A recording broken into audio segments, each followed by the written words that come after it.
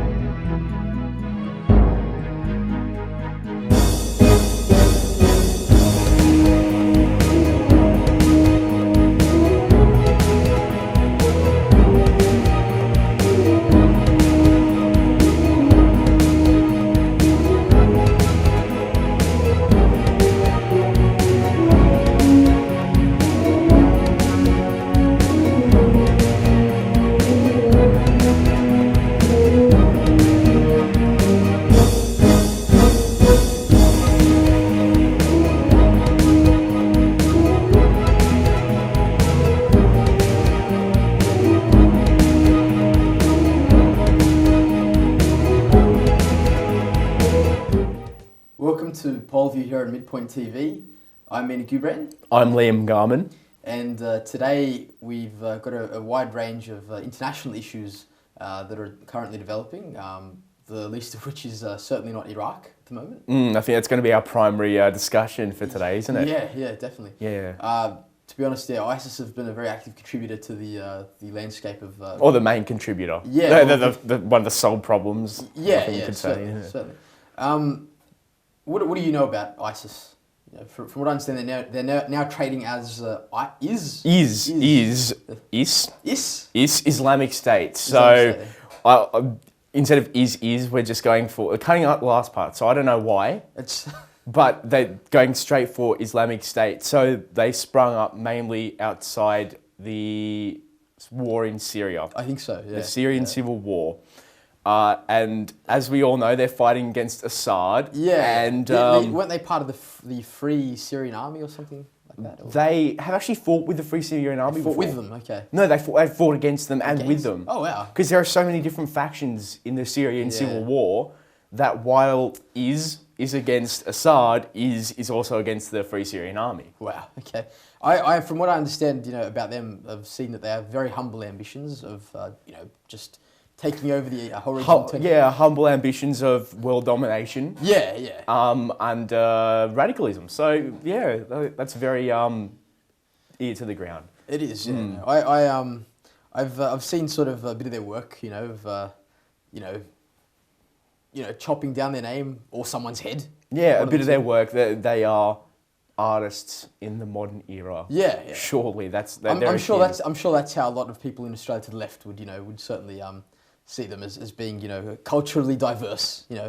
Who am I to have a head? You know what? They are culturally diverse because they've got, estimates suggest they've got over 500 British fighters there now. Oh wow! They've got Aussie fighters.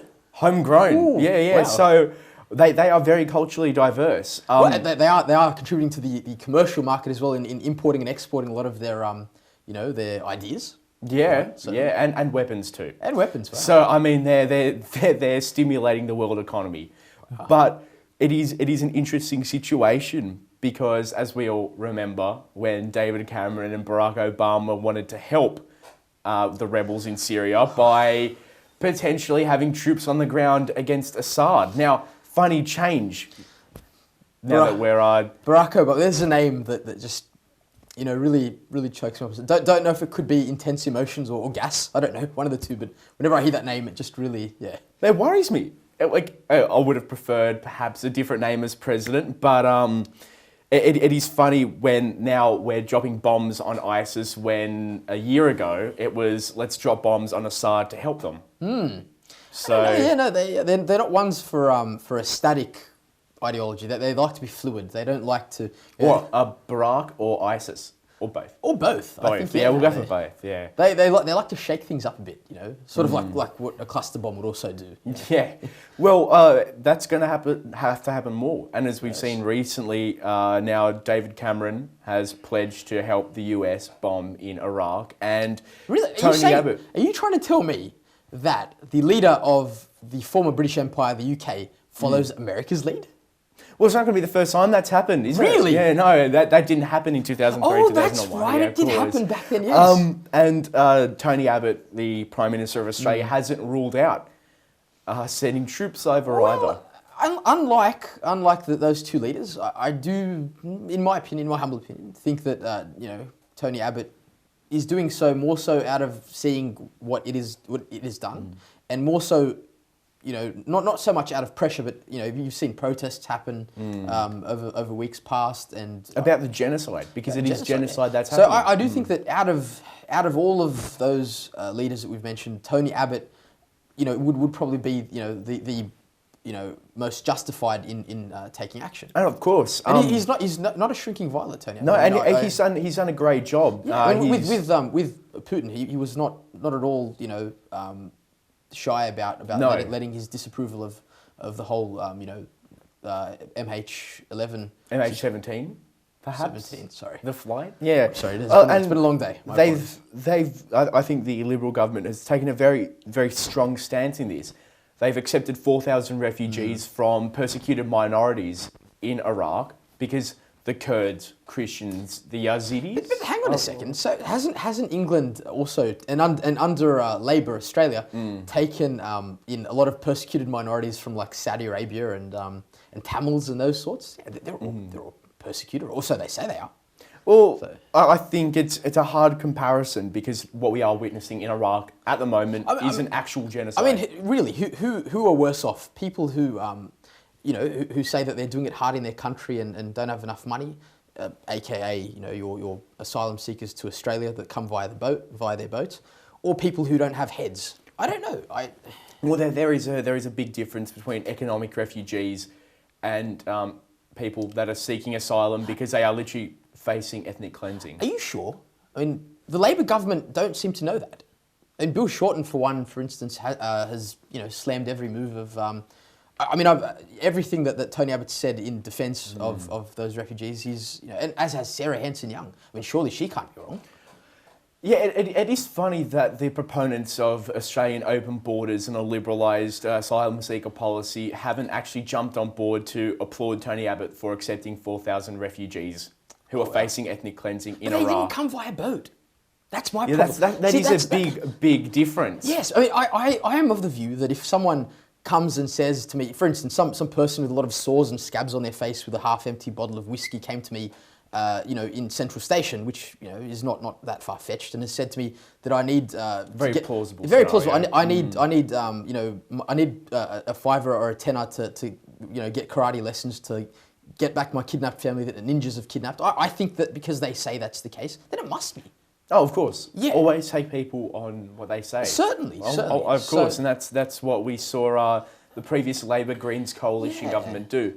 But the situation has been dealt with very, very well. And of course, Julie Bishop's speech to the UN Security Council was applauded around the world. I remember... Around the world, but not quite in Canberra, from Labour. Or in Russia, perhaps. Or in Russia, but I did see in British newspapers applauding Julie Bishop as well.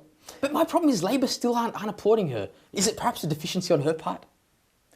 Well, this is... Australian media always has an inkling to attack at the smallest thing. The Australian... Not the ABC.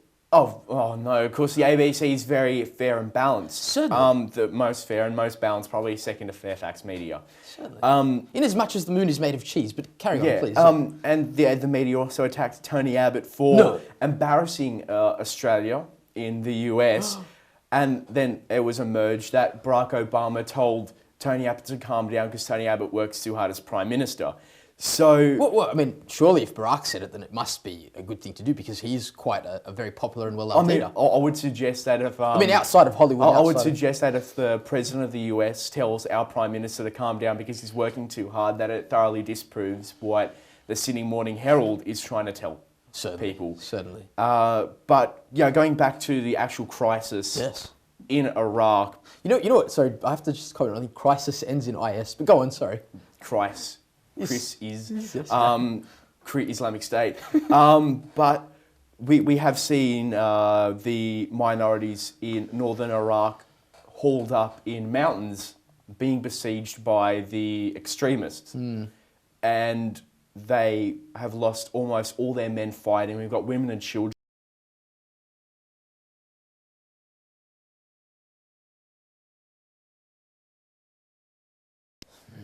All the sarcasm aside, I'm, as a lot of you well know, it's one of my, my favourite pastimes.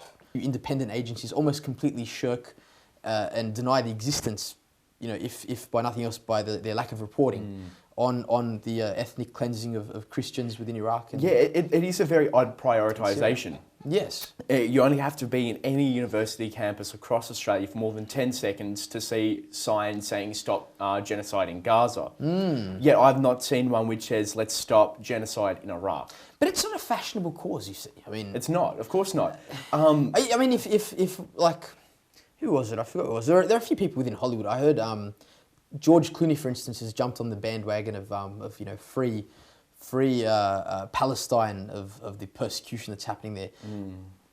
Obviously, if George Clooney says it, it must be true. I mean, he played Frank Ocean or whatever his name was in those. Yeah, in Ocean's 11. Yes. Yeah. So let's take whatever he says at first glance and not challenge was it Frank or what was I? I haven't even IMDb watched that the later franchise. So Really? no. Oh, I'm not with him. But it's it's become fashionable. Yes. And on Facebook, you'll see all these images which say, "Oh yeah, let's 1,700 people in Gaza have died over the last 2 weeks." While of course, Of what? Well, Israeli self-defense. In the end, we haven't seen anything about. Okay, you have seen stuff, but nowhere near as much saying that over the last day, 1,000 people have died, 1,000 civilians have died in Syria, or you haven't seen much about over the last 2 weeks. Thousands upon thousands upon thousands of Christians have been slaughtered in Iraq. Yes. And it is the fashion about it. It is. And I remember with the Coptic Christians in Egypt when when they were oppressed under the Morsi Muslim Brotherhood regime. The only thing you'd see in the news was in talking about the fairness of democracy, and we have to we have to preserve and protect that sacred right of democracy. Whatever, 100 churches were burned down, but democracy.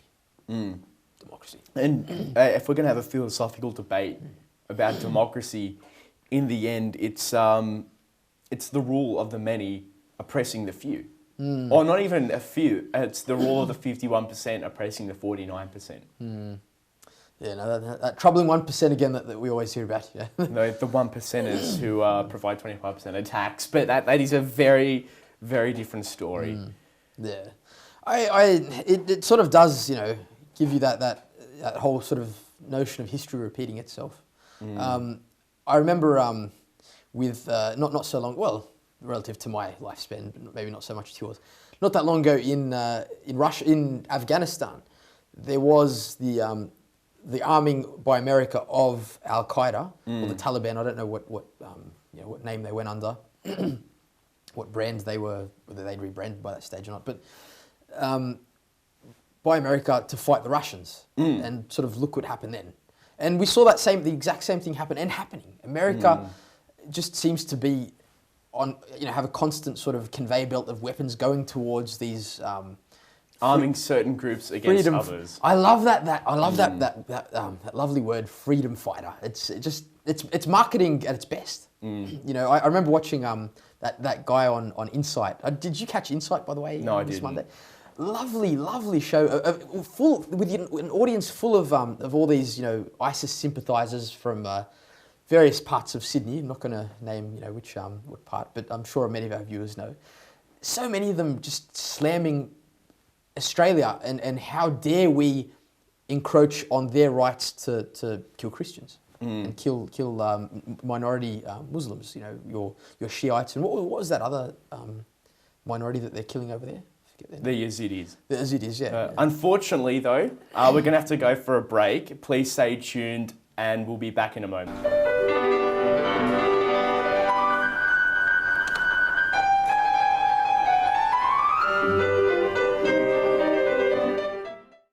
For the most rational debate on current economic and financial issues, join me, Liam Garman, on Polview on Midpoint TV.